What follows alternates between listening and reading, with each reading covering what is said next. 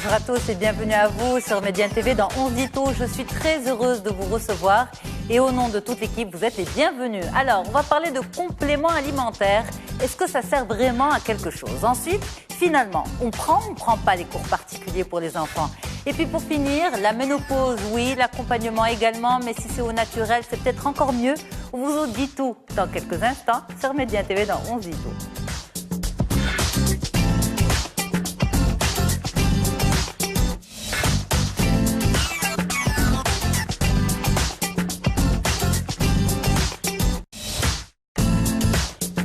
Alors l'émission a commencé par un petit bug, on vous dit tout, c'est sorti comme ça, mais on laisse couler parce que les choses se font naturellement et c'est comme ça qu'on l'aime, on se dit tout. Merci mesdames, messieurs d'être là, c'est un plaisir de vous recevoir.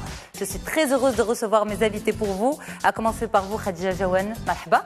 Merci. C'est un plaisir de vous avoir. Toujours. Vous êtes naturopathe, conseillère en hygiène de vie et avec vous, ces compléments alimentaires servent-ils vraiment à quelque chose?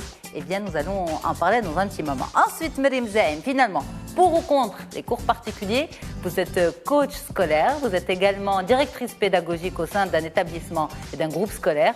Vous allez nous dire si vous êtes pour ou contre les cours particuliers. Les parents se posent la question, donc j'espère qu'on aura enfin la réponse à 1 million de dirhams, comme on dit. Et puis, la ménopause, un accompagnement naturel, c'est avec vous, docteur Mouad Alami. Marhaba, c'est un plaisir de vous recevoir, docteur. Moi également, merci. Alors, vous êtes gynécologue obstétricien et vous êtes spécialisé dans l'accompagnement au naturel, ce qui reste relativement rare quand même. Donc, je pense qu'entre vous et Madame Jaouane Khadija par rapport à l'approche naturopathe, c'est comme ça qu'on dit, Léla Khadija? L'approche naturopathe, c'est bon? Donc je pense qu'on va réussir à donner pas mal d'informations à nos téléspectateurs et téléspectatrices. En tout cas, je suis très heureuse de vous recevoir tous. Cette saison de l'année, changement de, on va dire, de saison, etc., rime souvent avec baisse de régime.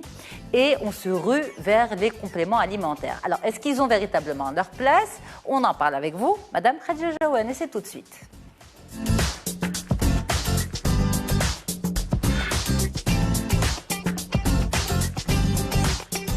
Donc, Madame Khadija, merci. Vous êtes naturopathe, conseillère en hygiène de vie. Alors, complément alimentaire, ça veut dire quoi exactement? Déjà, pour essayer de comprendre. Donc, comme le nom le dit, c'est complémenter une alimentation. Alors, c'est oui et, pour ne pas dire oui mais. Bon, aujourd'hui, l'alimentation, même en ayant une alimentation naturelle, non traitée, etc., on se retrouve quand même avec des subcarences dues à la qualité du sol qui a été surexploité avec des nutriments, beaucoup moins de nutriments qu'il y a quelques dizaines d'années. Ok, alors juste pour qu'on insiste sur ce que vous venez de dire, bien souligner chaque information, parce qu'il y a beaucoup d'informations là-dedans. Vous dites que, par exemple, on prend l'exemple d'une personne qui se dit se nourrir au bio, ok, exclusivement au bio, là, qui met beaucoup de bio dans son alimentation. Quand on pense alimentation biologique, on se dit c'est une alimentation complète et saine. Par rapport à cette histoire de complément alimentaire, je pense que vous vouliez aller dans ce sens. Donc, par rapport au complément alimentaire, est-ce qu'une personne qui se nourrit au bio n'a pas besoin de complément alimentaire? Si, parce que bio, qu'est-ce que ça veut dire exactement? Le bio veut dire que c'est non traité chimiquement. Ça ne veut pas dire que ça contient tous les nutriments essentiels. On peut avoir du sucre bio, on peut avoir de la farine blanche bio. Donc beaucoup de personnes, on a besoin de un peu clarifier c'est quoi le bio, c'est quoi le complet. On peut avoir une alimentation complète non bio avec des phytosanitaires. Donc même si on prend une alimentation bio et qui est raffinée et qui sort d'un sol qui a été surexploité, on peut avoir des subcarences. On peut avoir des subcarences, c'est-à-dire? Subcarences, c'est-à-dire pas des carences pondérales, mais c'est au niveau des micronutriments. Okay. Donc un manque au niveau du chrome, par exemple, ou un manque au niveau du magnésium, ou un manque... Mais d'ailleurs, pardon de vous interrompre, d'ailleurs, quand on a recours aux compléments alimentaires, c'est souvent pour ces micronutriments. Exact. Mais en fait, ce qui se passe, c'est qu'en période justement hivernale ou automnale comme ça, on se dit, j'ai une baisse de régime, je me sens fatiguée, je dois booster mon système immunitaire. Allez, place aux compléments alimentaires? Je vois ce qu'il y a en arrière-plan, c'est pas tellement ça. Hein, donc, pour vous, c'est pas les gélules en couleur, c'est pas les... Non, c'est pas ça. Moi, je préfère les compléments alimentaires, ce qu'on appelle les super aliments, c'est-à-dire des aliments naturels, des aliments et qui sont concentrés et qu'on ne peut pas prendre en grande quantité. Je pense au pollen, je pense à la propolis, je pense à la spiruline, aux algues. Ça, c'est des compléments alimentaires, puisque bon, c'est pas au niveau pondéral comme on prendrait un aliment, mais ça reste naturel. Ça reste naturel et ça booste parce que c'est très très riche en nutriments. Ok, avant de parler justement de ces compléments alimentaires naturels, qu'est-ce qui nous donne, en fait, pourquoi une personne qui est... Est-ce une personne, je vais y arriver, ça a commencé mal avec le bug, donc on va y arriver avec la question. Alors, est-ce qu'une personne qui a une alimentation équilibrée a fait des carences? Oui. Malgré l'alimentation équilibrée? Oui, parce que même équilibré, ça veut dire quoi? Équilibré, on pense souvent aux macronutriments, c'est-à-dire que c'est riche en fibres, en protéines, en glucides, en lipides, mais on ne parle pas de qualité de ces lipides, de qualité de de tous les macronutriments. On ne parle pas qualité, on parle pondéral. On parle quantité. Donc, on peut toujours avoir une alimentation équilibrée. Sans citer de nom, nous avons par exemple sur le marché des aliments, des franchises qui donnent un aliment équilibré au niveau des macronutriments. Mais ça peut être catastrophique pour le corps. Il y a les lipides, mais c'est quels lipides? Il y a des protéines, mais c'est quelles protéines? Donc, par exemple, il n'y a pas l'approche de la qualité. Une personne qui se dit, bon, moi, j'ai un petit déjeuner complet, j'ai un déjeuner complet, je mange des fruits et des légumes, j'ai un dîner, on va dire, je fais attention justement aux protéines, aux matières grasses, je prends de l'huile d'olive, pour parler de l'huile la plus consommée dans notre région, l'huile d'olive, l'huile d'argan, je prends on va dire, je suis les conseils des nutritionnistes. Est-ce que malgré cela, cette personne a besoin de compléments alimentaires? On va lui demander. Comment elle se sent? Ah, on va demander à Myriam. Comment elle se sent? Oui, elle. Comment elle se sent? C'est qu'à la fin, je lui demande. Non, mais c'est fait pour, Rosito. C'est comme ce que tu viens de dire, une baisse de régime. Si une personne sent qu'elle a un manque de tonus en changement de saison. Oui. Allez-y, c'est mon Myriam. état actuel. Oui. Baisse de régime? Au fait, fatigue générale. Donc, vous mangez bien? Je mange très équilibré, varié, tout ce que vous voulez, mais ça fait quelques semaines que je me sens un petit peu fatiguée. Je me dis, c'est la fin de l'année, on a eu une année très chargée, donc voilà, je me dis, c'est juste la fatigue et l'envie d'arriver. Oui, absolument, aux vacances d'hiver. Oui. Absolument. Voilà. Donc, je ne sais pas, j'ai pensé à la vitamine D. Vous dites que j'ai un manque peut-être de... Oui, parce que... On a tendance justement à se faire ses propres diagnostics, n'est-ce pas, Madame Jaouane? En général. En général, bon, les gens font leur propre diagnostic, mais bon, est-ce que c'est vraiment de la vitamine D? J'ai des antécédents de carence en vitamine D et je connais déjà les symptômes parce qu'à chaque fois, je fais des rechutes, je fais des analyses et c'est des grosses carences en vitamine D, donc ça me fait des douleurs... musculaires, articulaires. Surtout au niveau des articulations. Mais cette dernière fois, même avec le traitement de vitamine D, ça n'a pas marché. Ça n'a pas encore... Qu'est-ce qu'on propose? Pour ça, moi, je suis plus dans le naturel. On voit quels sont les aliments les plus riches en vitamine D. De toutes les façons, il n'y a pas de contre-indication. Si on est dans l'autotraitement, il vaut mieux être accompagné par un médecin parce que la vitamine D, quand elle est isolée, c'est le médecin qui donne les doses. La vitamine D, la vitamine A, ce n'est pas des vitamines avec lesquelles on peut jouer. C'est pour ça, je pense que vous avez... Oui, par exemple, vous avez comme l'asthénie, la fatigue, et ça ne veut pas dire que vous avez un manque de vitamine D. Forcément. Pas forcément, bien sûr. Bon, peut-être il faut faire des analyses, des NFS, il faut faire une petite échographie, peut-être vous avez des règles qui sont abondantes, c'est la fin d'année, vous avez des examens, préparation. Donc tout ça, c'est un surmenage sur vous et ça alerte votre alimentation. Donc c'est pour cela il faut voir un médecin. Il faut creuser, mais justement beaucoup ne creusent pas et se ruent vers les... Faut pas dire, ça y est, je suis un facteur génétique et de la vitamine D, je vais prendre de la vitamine D, c'est l'automédication. Moi je suis contre l'automédication parce que Ça, c'est pas bien. Donc, je peux vous donner quelques questions. Est-ce que vous avez exemple des mauvaises pratiques? Alors, est-ce que vous avez des céphalées, par exemple? Est-ce que vous avez des céphalées? Non, pas beaucoup, non. Pas plus que... Bon, le diagnostic total, on le fera après. Voilà. Maintenant, on a des minutes à... Ah, d'accord. Mais en tout cas, merci pour le cas d'étude. Le cobaye, voilà. Ouais. Mais voilà, avec Mérim, on voit bien qu'il y a de l'automédication, en général, et que les gens se disent les compléments alimentaires ne sont pas des médicaments. Et donc, forcément, si j'en prends, ça ne va pas me faire de mal. Vous en pensez quoi, Madame Khadija Jaouane? Je ne suis pas d'accord. À part même les super-aliments dont on a parlé, le pollen, etc., c'est en cure. Prendre en cure. Il y a dans ces cas-là, par exemple, même des fatigues suite à des fatigues intellectuelles ou mentales, puisqu'il y a un stress de fin d'année. Donc moi, je suis plus pour de l'eau de fleur d'oranger pour calmer le système nerveux. C'est pas méchant. Je suis plus pour de la vitamine C naturelle. Et la vitamine C naturelle, on ne risque pas de faire un surdosage. Quand vous dites naturel, c'est issu de fruits et légumes de fruits, il y a des fruits qui sont plus riches en vitamine C que d'autres. Par exemple, le kiwi, par exemple l'avocat aussi. Et l'avocat, l'avocat, c'est plus riche en vitamine C que l'orange. Donc nous avons à creuser, on peut trouver des aliments qui boostent cette immunité, où il y a par exemple la grenade, c'est aussi très riche. Pour le système nerveux, nous avons les noix, les acides gras polyinsaturés. D'ailleurs, on a là une belle image où on a les noix, les grenades, l'avocat, le kiwi. C'est très riche en Et ces aliments, quand C. on les prend non grillés, je pense non grillés pour les noix, quand on les prend crus, entiers, on ne peut pas faire une boulimie sur ces aliments. On est vite rassasié. Et là, on fait confiance au corps. Plus c'est raffiné, plus c'est sucré, plus il y a cet appel à l'aliment et qu'on risque de prendre plus que les besoins. Donc, quelle que soit la saison, il faut toujours penser à avoir beaucoup de cru dans son assiette.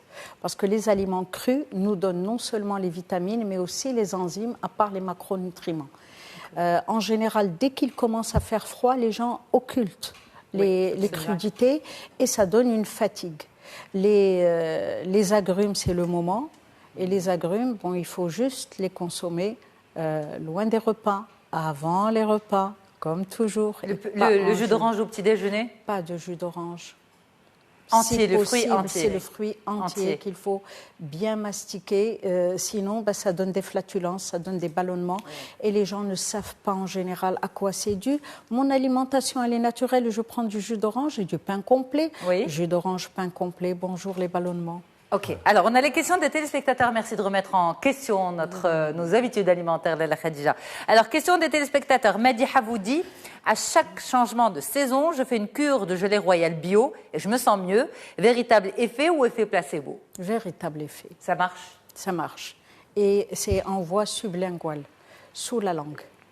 Mais si c'est par exemple en ampoule, vous préférez, vous, c'est un bonbon? Oui, le plus naturel possible, le plus proche de son état naturel, et parce que ça ne devrait pas passer par l'estomac. Sous la langue, ça passe directement par les voies,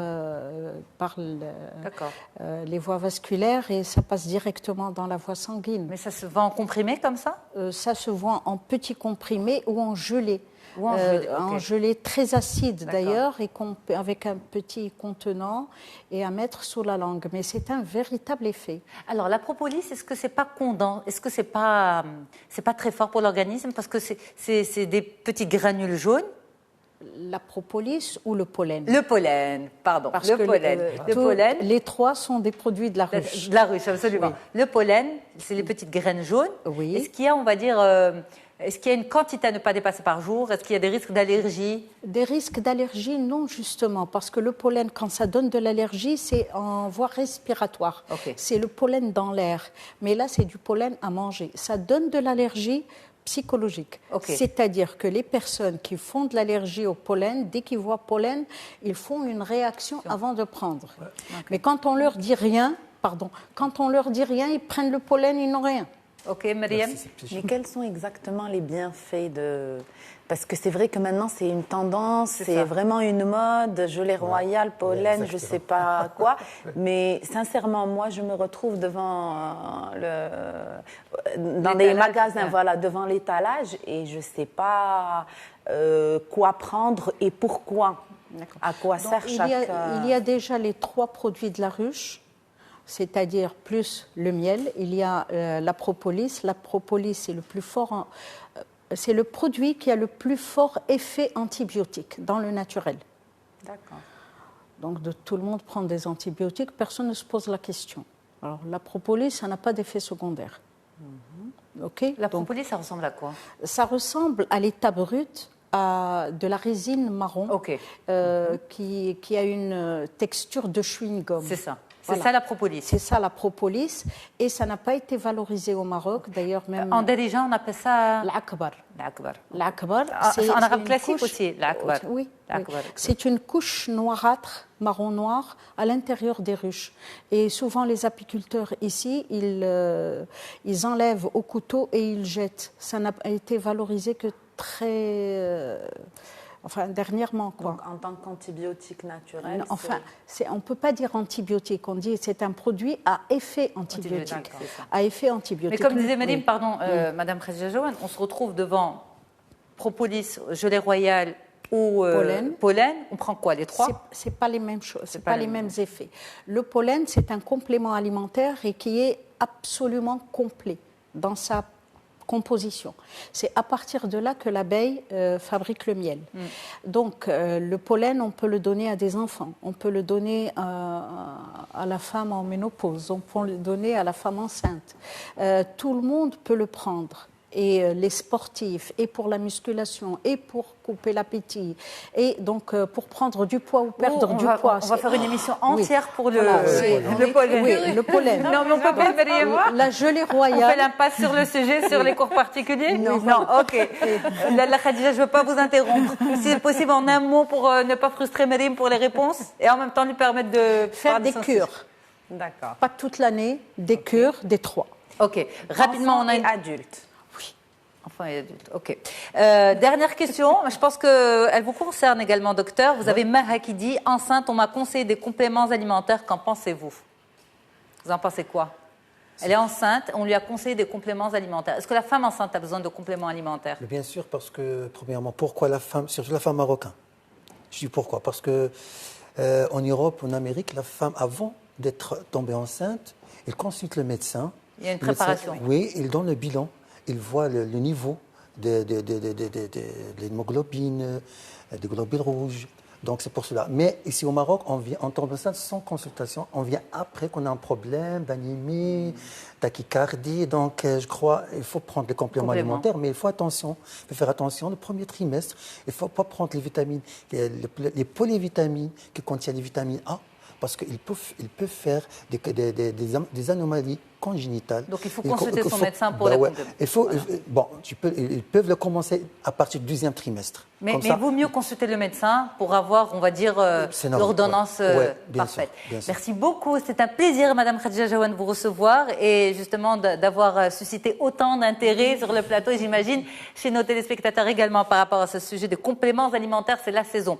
Alors on continue la discussion. Cette fois-ci, on parle de nos enfants.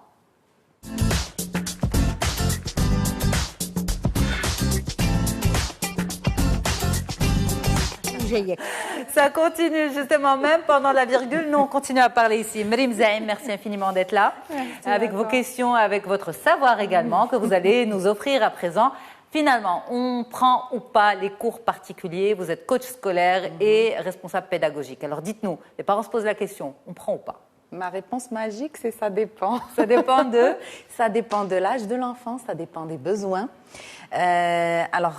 Actuellement, on voit qu'il y a toute une mode, comme on parlait des aliments complémentaires, les cours particuliers, ça devient aussi une mode. Exact. Et on commence à les mettre aux enfants à tort et à travers. Avec l'installation dans l'école, on va dire dans les cours, etc., il y a l'école parallèle, à savoir les cours particuliers, etc. Oui, exactement. Donc déjà, pour être clair, J'insiste déjà sur la maternelle parce que déjà sur la maternelle, on commence à poser des questions comme ça. Maternelle et primaire, pas de cours particuliers. C'est-à-dire on vous demande si un enfant en maternelle, c'est dolo les cours, mais oui. Des cours de quoi justement? Je me pose la question aussi. C'est horrible. Mais pour vous, qu'est-ce qui justifie ça? La question des parents, c'est une peur de quoi? C'est une crainte de quoi? C'est l'envie de la performance. On est en course continue vers la performance. On veut, je sais pas, moi des fois j'ai l'impression qu'on voit nos enfants comme des petits citrons qu'on a envie de presser. Ouais. Il faut leur donner le temps, donner-leur le temps de s'épanouir, de grandir et d'apprendre. Et puis le besoin, au fait, c'est comme si notre objectif de l'enseignement avait changé. L'objectif principal et initial de l'enseignement, c'est que l'enfant apprenne des choses pour sa vie future, pour qu'il évolue, pour qu'il puisse vivre correctement avec un savoir. Mais maintenant, on dirait que c'est devenu l'objectif, ce n'est plus un moyen, c'est un objectif, c'est apprendre pour avoir des bonnes notes, pour réussir. Et si on ne réussit pas dans sa scolarité, c'est que tout va mal. L'enfant n'est des fois même plus considéré, c'est un raté, c'est vraiment... Mais ça fait mal au cœur de savoir que ça commence aussitôt, c'est-à-dire que l'angoisse des parents commence à la maternelle. Oui. Ça veut dire, et c'est des cas réels au quotidien que je vois, des enfants de 4 ans et je reçois les parents qui commencent déjà à se poser des questions, à angoisser, à se demander à se poser des questions par rapport aux cours particuliers, par rapport aux langues étrangères. Pour l'enfant et pour les parents, parce que l'enfant, ça veut dire qu'il y a déjà une pression qui lui est mise, et pour les parents, parce que ça veut dire qu'ils vivent déjà dans une angoisse. Oui. Et c'est ça qui est dommage, en fait. Oui. Alors moi là, je vais catégoriser. Pour moi, il y a 3 volets importants et se poser la question sur ces 3 points.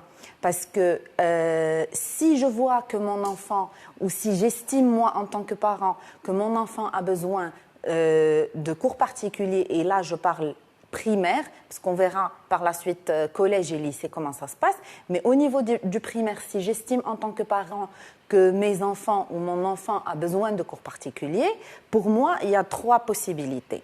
La première, c'est que le parent a une échelle ou une attente qui est tellement élevée de son enfant que ça fausse un petit peu son évaluation de cet enfant. Ça veut dire que si mon enfant va en cours, il apprend correctement avec son rythme, mais que moi, ce n'est pas suffisant pour moi et j'ai toujours cette attente de performance et d'excellence de cet enfant, là, c'est moi en tant que parent qui doit se repositionner et se poser des questions par rapport à cette attente. Exact. Par rapport justement à cette... problématique des parents et cette remise en question, est-ce qu'elle est fréquente ou pas? On répond à la question juste après une courte pause. À tout de suite.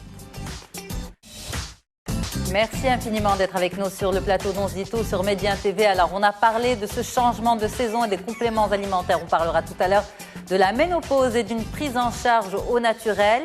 Et pour l'heure, les cours particuliers. Alors finalement, on prend ou on ne prend pas? Eh bien, on était encore en train d'essayer de répondre à la question parce qu'il n'y a pas de réponse absolue. Madame Zahem, vous dites que les parents doivent quand même revoir leurs attentes et leurs, on va dire, pallier leurs références. Oui. Donc ça, je disais que c'était un premier volet. Donc si on a des attentes qui sont... Mais pour les parents, elles sont légitimes, ces attentes. Vous savez, quand il vous dit « moi, mon fils doit avoir tant et ma fille doit avoir tant », pour le parent, c'est tout à fait légitime. Oui, mais ça se travaille parce qu'il faut voir pourquoi j'ai cette attente par rapport à mon enfant. Généralement, il y a des craintes derrière ou il y a du vécu derrière. Donc, c'est une remise en question du parent. Mais si on rentrait dans ça, c'est carrément... un autre sujet. Oui, c'est toute une émission. Mais ça se travaille. Mais vous savez, je pense que ne serait-ce que dire ça aux parents, c'est déjà quelque chose qui va commencer à travailler. Oui. Leur dire pourquoi cette attente et pourquoi vous pensez que c'est légitime et justifié. Pensez-y, justement. Et les parents qui sont dans cette situation, ils vont se reconnaître parce que des enfants qui sont pas premier, généralement, ce n'est pas les parents des premiers de classe, mais troisième, quatrième sur le classement et que ça leur fait mal, ça les titille. Ils ont besoin de voir l'enfant en première position. Ben, posez-vous la question, pourquoi ? Exact. Pourquoi j'ai ce besoin? Est-ce que c'est un besoin de mon enfant? Est-ce que c'est un besoin pour sa réussite? Ou est-ce que c'est un besoin pour moi en tant que parent, ou que personne? Ok. Donc ça, c'est un premier volet. Deuxième, c'est est-ce que l'enfant ou l'établissement qu'on a choisi pour notre enfant fait correctement son travail. Parce que c'est vrai que je peux avoir un enfant qui a du mal avec certaines matières ou dans sa scolarité globale. Qu'est-ce qui se passe? Si moi, je vois que mon enfant a toutes les compétences, parce qu'on connaît tous nos enfants, s'il a toutes les compétences, je vois qu'il est dynamique, qu'il est curieux, qu'il apprend, mais que les résultats scolaires ne suivent pas ou ne vont pas... Ou ont changé d'une année à une autre. Voilà. Alors là, je commence à me poser la question par rapport à l'établissement scolaire.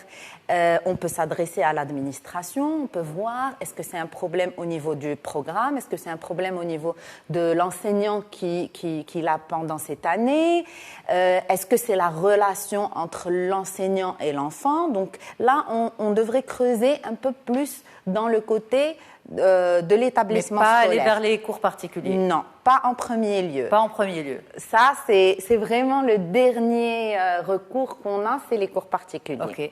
Troisième... Mais pardon, madame, quand les parents creusent et vont vers l'établissement scolaire, est-ce que les écoles reconnaissent ou peuvent reconnaître leur part de responsabilité dans la boucle? Alors, généralement... Est-ce qu'il y a, on va dire... ça vous fait sourire, docteur? Vous avez été confronté à la situation?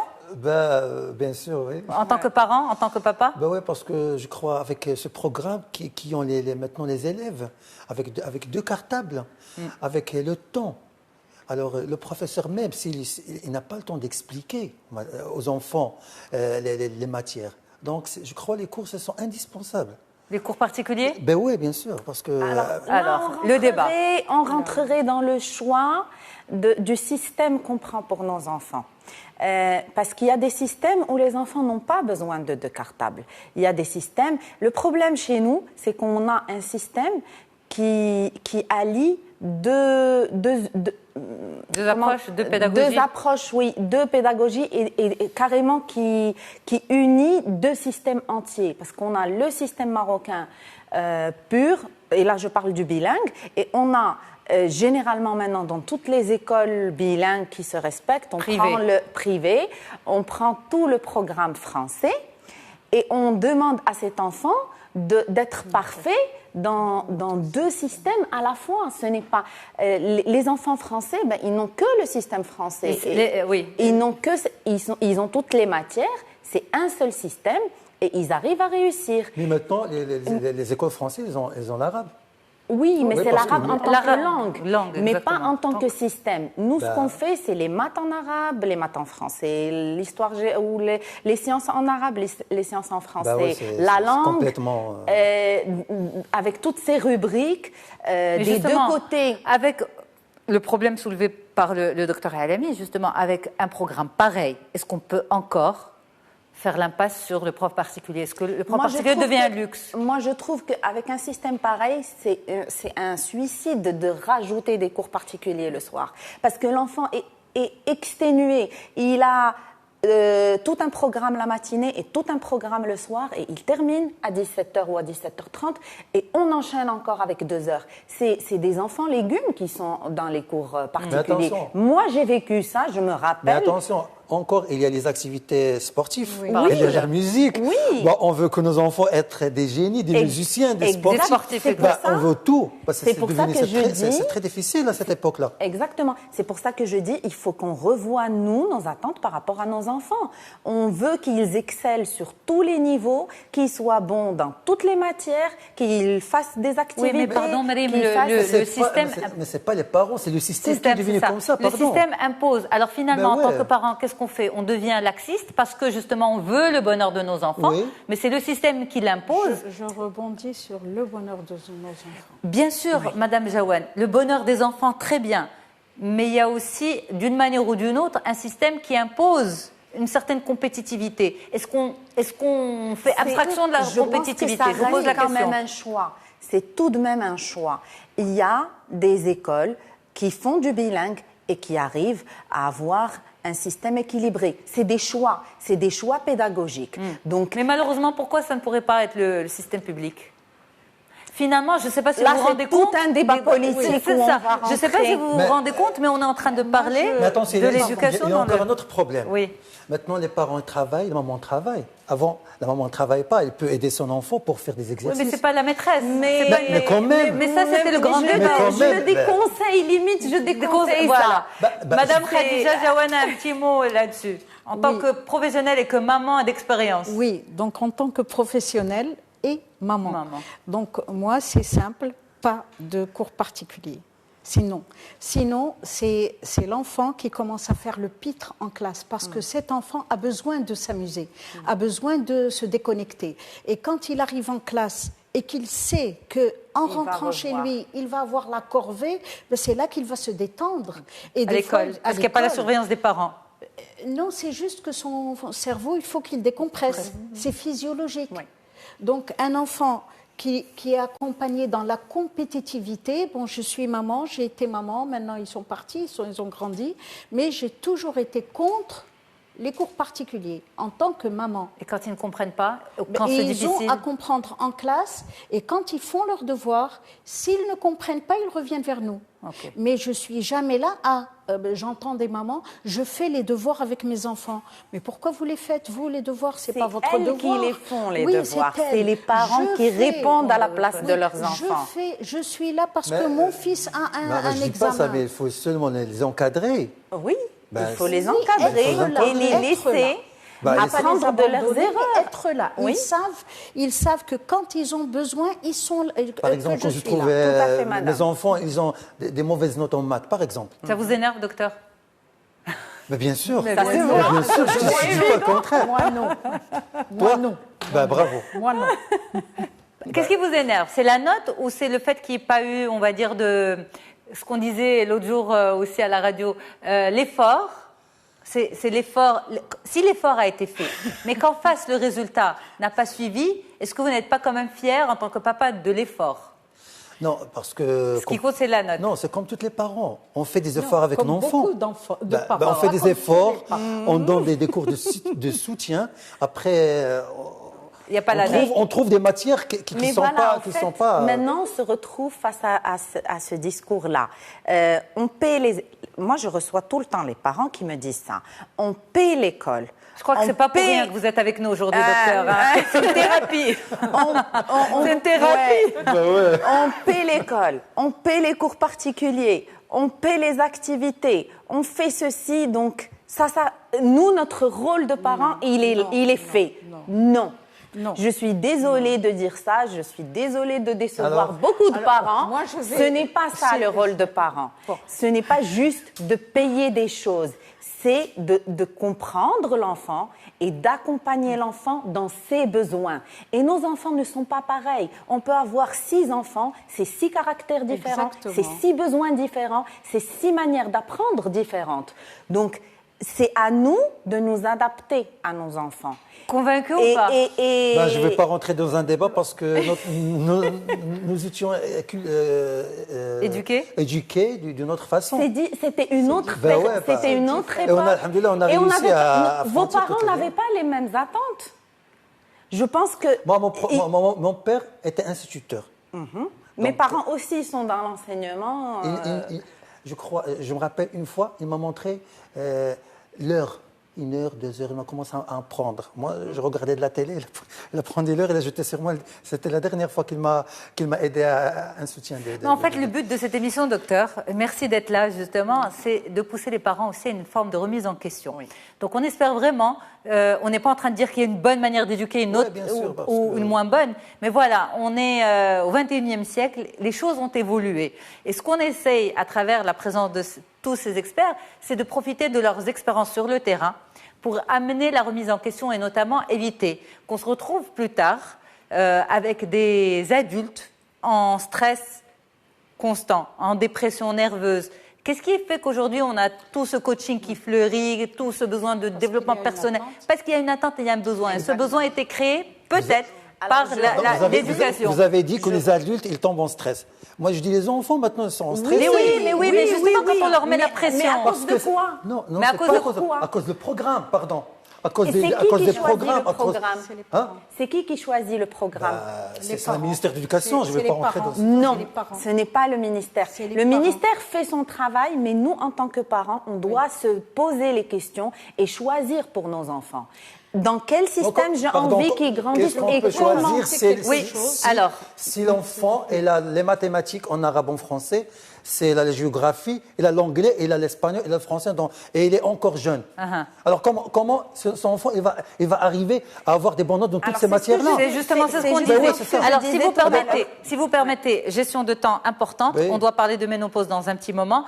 Madame Khadija Jaouane, une courte intervention et le troisième point très vite. Très courte. Pour moi, un enfant qui n'a pas de bonnes notes en une matière, en l'occurrence les maths, déjà, il ne les digère pas en parlant naturopathie. Je vais lui faire réavaler des maths. En cours particulier. De la même manière. Oui, oui, c'est comme quelqu'un qui ne digère pas un aliment. Je vais voir dans quelle matière, lui, il est bon.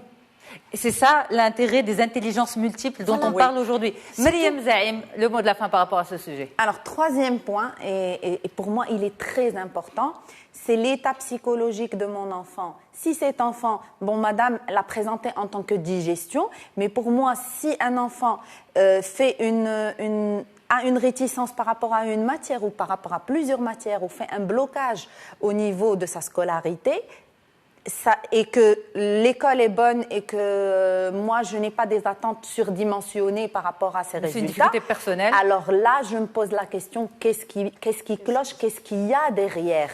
Et ne pas chercher juste à résoudre la symptomatique, mais à aller chercher les causes. Qu'est-ce qu'il y a derrière? Et à ce moment-là, on prend le cours particulier ou pas? Non, il n'y a pas de cours particulier finalement. Finalement, on a répondu aux 3 points. Alors on a répondu aux 3 points. Moi, je dirais les cours particuliers. Si tous ces points, si les 3 points sont OK ou sont validés, voilà, et que je vois que mon enfant, sur une matière, pas sur toutes les matières, a besoin d'un coup de pouce. Et que moi, en tant que parent, je ne me vois pas capable de l'aider parce que des fois, les parents qui se convertissent en prof, ça donne des résultats comme vous avez dit. J'ai pas le temps parce que notre côté émotionnel prend le dessus en tant que parent. Donc moi, je dis, laissez quelqu'un d'autre faire le travail pour vous, mais comme a dit madame, ne pas reprendre la chose de la même manière. Trouver une manière différente de présenter le programme ou la matière. Ça, c'est un autre sujet, justement. On reviendra prochainement sur cette thématique. Merci infiniment, Mariam Zaïm, d'être venue justement pour parler de ce sujet. Là, on parle santé de la femme. On parle ménopause. L'accompagnement de la ménopause, c'est avec vous, docteur.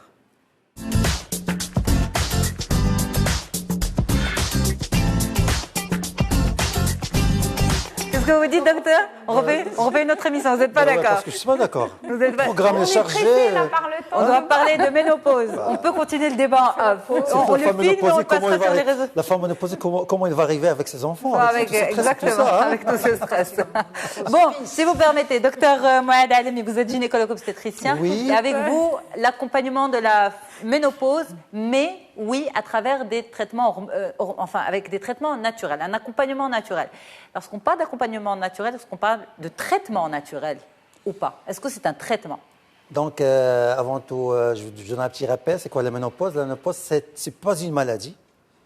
C'est un état physiologique qui correspond à la fin de la vie reproductive de la femme. En pratique, c'est l'arrêt des règles pendant 12 mois. OK. Donc, on sait bien les règles, c'est la reproduction des hormones féminines sécrétées par l'ovaire. Donc ici, il y a un déficit des hormones féminines sexuelles. C'est l'estrogène et la progestérone. Donc, vraiment, pour les gynécologues, les médecins, les biologistes, on se trouve toujours dans un débat traité par les hormones, traité par la phytothérapie. Donc, on reste dans un... Phytothérapie, c'est-à-dire soja? En général, la phytothérapie, c'est tout ce qui est plante, parce qu'il y a beaucoup de plantes qui entrent dans le traitement de la ménopause. Mais moi, j'ai une autre attitude. Ok. Moi, généralement, les signes, les symptômes qui souffrent la femme au manque de la progestérone, c'est la fatigue, l'irritabilité, l'insomnie, les bouffées de chaleur, l'anxiété, la dépression, les palpitations cardiaques. Et quand il y a un manque d'estrogène, on trouve quoi? On trouve les bouffées de chaleur, l'anxiété, la dépression, la sécheresse vaginale, on trouve la baisse de la libido. Donc tous ces symptômes-là, on doit les gérer avec la femme. Mais pour les femmes en période de ménopause, tous ces symptômes-là sont des symptômes normaux. C'est-à-dire que la ménopause arrive avec son lot de désagréments, mais les femmes les subissent. Parce que, premièrement, la ménopause pour des femmes, c'est un sujet tabou. Parce qu'il dit la ménopause, dit le vieillissement. Alors, beaucoup de femmes, ils ne reconnaissent pas qu'ils ne veulent pas Qu'est-ce que tu veux dire? Oui, exactement. Ils ne veulent pas être... Ils ne veulent même pas en parler. Exactement. Ils ne veulent pas parler et ils consultent seulement après une année des symptômes. Mais le problème, moi, j'ai remarqué que les femmes, elles consultent dans l'âge de... Par exemple, la ménopause, elle vient sur la cinquantaine. Oui. Donc, à partir de 52 ans, 54 ans. Mais le problème, il commence à partir de 46 ans. Okay. C'est comme ça, les femmes, ils peuvent avoir des aménorrhées, c'est-à-dire les arrêts des règles pendant 4 mois, 6 mois, des rétentions mammaires, des épouléminorrhées, des ménométrorragies, sont tous des troubles au niveau de l'utérus, des glandes mammaires. Donc, la femme, elle vient consulter pour ces problèmes-là. La prise de poids aussi pendant cette période? Ouais, bien sûr. Le corps change, les hormones aussi? Oui, je veux dire ça. Donc la femme, quand il vient consulter pour ces problèmes-là, on sait comme médecin gynécologue que c'est la préménopause, c'est-à-dire la phase avant la ménopause, parce qu'elle a déjà 45 ans, 46 ans, parce qu'ici, il y a une hyperestrogénie qui n'est pas stoppée par la progestérone. C'est pour cela qu'il y a des rétentions mammaires, gonflement de sein, prise de poids et tout ça. Donc, on essaie, moi, personnellement, quand je cherche est-ce qu'il y a une pathologie organique comme un cancer de sein, cancer d'ovaire, hyperplasie on cherche d'abord s'il y a quelque chose. C'est qu'il y a quelque chose organique. Quand j'élimine ces facteurs-là, je dis, madame, vous êtes en préménopause ou en périménopause. C'est quoi? Donc, vous aurez la ménopause après 4 ans ou 5 ans. Alors moi, je vais vous préparer pour la ménopause. C'est ça ma conduite personnellement. Ça se prépare. Bah oui, je la prépare. Je coach mes malades, moi. Alors, comment je fais? Donc, premièrement, je fais des examens banals, l'examen systématique, un check-up du gynécologue, comme la mammographie, le frottis, le bilan lipidique, glycédique, prise de poids, la tension, pour avoir une idée sur l'état de santé de cette femme-là. Après, je dis, madame, premier conseil, vous devez manger. Vous devez diviser votre consommation d'aliments en 2, c'est-à-dire manger la moitié de votre assiette et doubler votre activité physique en 2. Ça, c'est le premier étape. C'est horrible d'avoir faim. La ménopause préparée, en plus, on a faim. C'est affreux, mais c'est vrai. Alors, ça fait peur. Ça fait peur, exactement. Non, pas de peur. Pas de peur. Zen. Après, je commence parce qu'il y avait un débat, prendre le traitement hormonal ou pas, parce qu'il y avait une étude américaine en 2002 qui a montré que... Pardon, docteur. Un peu d'humour, oui, mais il faut clarifier les choses. Quand vous dites on divise sa ration alimentaire en 2, parce que le métabolisme se ralentit. C'est bien ça. Voilà pourquoi vous dites. Exactement. Bien sûr. Le métabolisme se ralentit et puis augmenter son activité pour en fait, parce que qu'est-ce qu'on dit? Qu'à partir de 20 ans, le métabolisme baisse. Bien sûr, mais je vais expliquer pourquoi. Parce que le manque d'estrogène, qu'est-ce qu'il fait?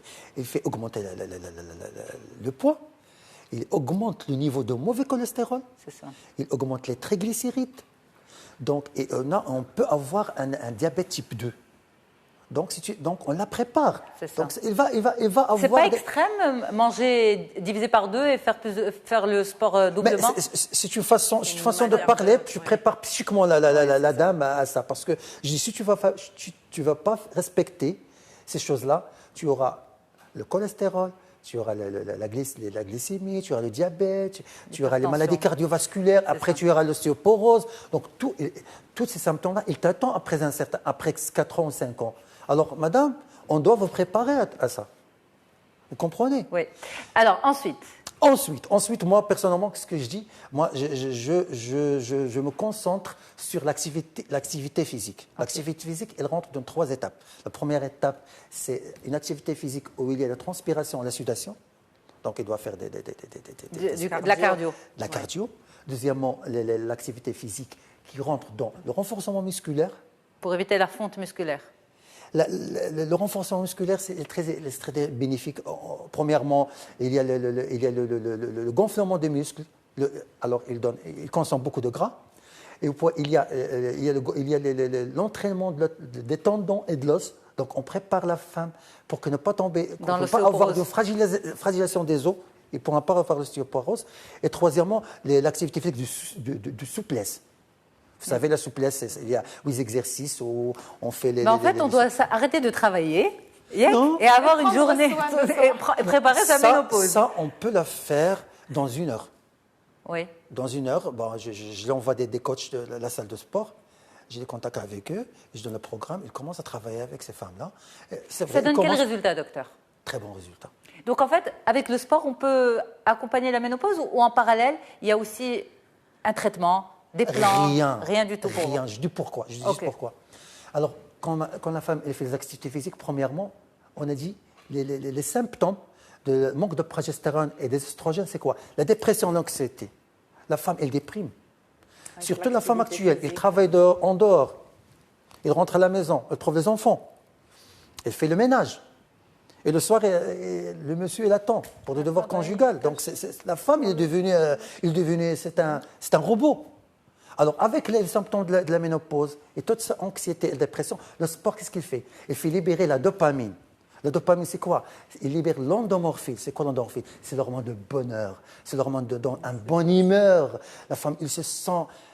Il a un bonheur extrême. Il peut donner. Mais vous savez, docteur, on fait du sport. Mais après 1 heure de sport, quoi? Je me sens jamais comme ça. Enfin, si, on se sent bien, mais on n'est pas transformé. Donc, je fais pas le bon sport. Donc, tu fais le bon sport. Je fais pas le bon sport. Parce que ton humeur, regarde, ton humeur comme ça montre que tu as le bon endomorphine. Parce que tu es toujours souriante. Je vois. C'est vrai. Moi, je vois, tu déprimes pas. Parce que ça se voit, tu as compris? Oui, absolument. Donc, on ne peut pas dire ça. Donc, premièrement... Docteur, on me dit moins d'1 minute pour conclure l'émission. D'accord. Alors, le sport, qu'est-ce qu'il fait? Donc, on est de bonne humeur. Il n'y a pas de mauvais cholestérol. Il n'y a pas de triglycérides. Il n'y a pas de prise de poids. D'accord? Il y a le renforcement des poumons.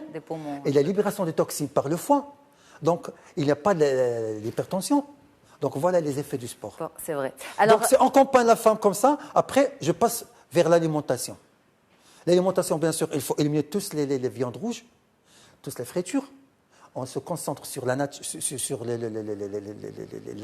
saine, éliminer les sucres raffinés, les pains blancs, les pâtisseries. Revenir au principe de base. De base. Myriam, je vais dire, docteur, vous voulez nous tuer? Non, mais ça se travaille. C'est l'hygiène de vie, absolument. C'est l'hygiène de vie. Si tu veux être toujours jeune, toujours belle, tu suis tes conseils. Après 1 mois, les femmes, après 1 mois, quand ils voient le résultat, ils achètent des vêtements moins que la taille qu'ils prennent. Alors, je vous propose de finir la discussion en off. Très heureuse. Oui. Pour moi, je dois vous remercier maintenant d'être venu avec cette belle énergie aujourd'hui, avec autant justement de bonne humeur et de spontanéité sur le plateau. Myriam Zaïm, merci infiniment. Docteur Mouad Alami, merci beaucoup. Lalla Khadija Jaouane, c'est un plaisir, un honneur. Je peux vous promettre donc on va continuer à en parler, mais juste après le au revoir. Au revoir tout le monde, à très très vite.